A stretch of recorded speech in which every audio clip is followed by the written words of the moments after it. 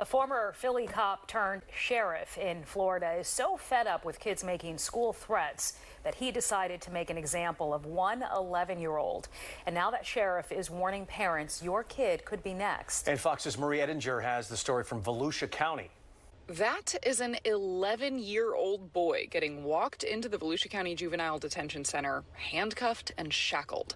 The Volusia County Sheriff's Office says he threatened to commit a shooting at his school, Creekside Middle in Port Orange, or at Silver Sands Middle School. For the little out there to think this is funny, ha ha ha, I'm going to get on social media, you ain't that smart. Deputies found airsoft guns, fake ammunition, swords, knives, and other weapons at the little boy's house, saying he was showing them off to other students on video and that he'd written out a list of names and targets.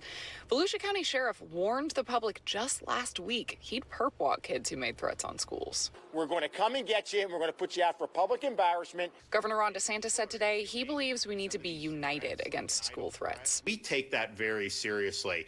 Even if you have no intent on following through with it, that creates a lot of consternation in the community. It creates a lot of anxiety with parents, and we will absolutely hold you responsible. Releasing kids' names and mugshots like the sheriff did with this 6th grader is controversial. But Florida statute says it is legal for juveniles accused of felonies. I think that's awfully young.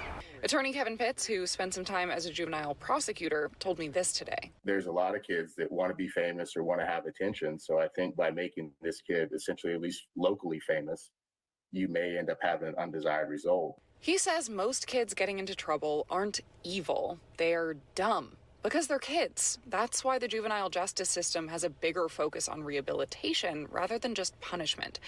But children can wind up behind bars for years because of one bad, short-sighted decision.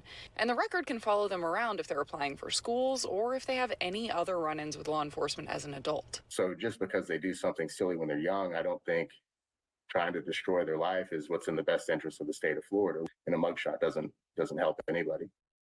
That was Fox's Marie Edinger reporting. And today the boy went before a judge who said he will remain in custody for at least 21 days.